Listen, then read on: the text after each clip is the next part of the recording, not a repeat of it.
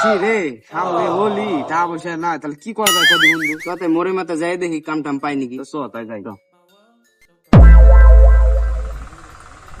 কলা খেতে তো ঘাসে বুঝা হয়ে গেল, কোন জায়গায় তো মুনিশ টুনিশ পাই না। দেখেন মুনিশ টুনিশ আছে নাকি না দাঁড়াইছেন।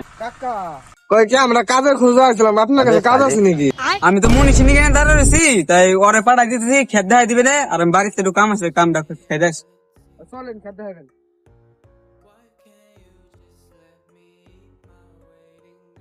আচ্ছা কি রাস্তা মুনিশ তো বুঝেন নাই।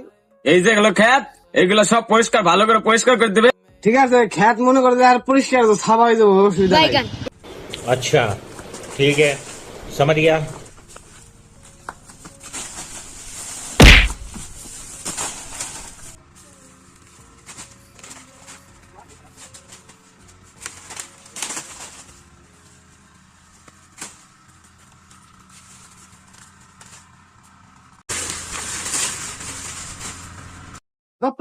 দত্ত আর খিদা তো পেট নাম ঘুমাই গেল, কিন্তু খাদ্য আছে তো খাবার নিয়ে আসার নাম না। তাই যাই দেখি ওই যে গিরাজ তোর চেলা হইনি বসা রয়েছে।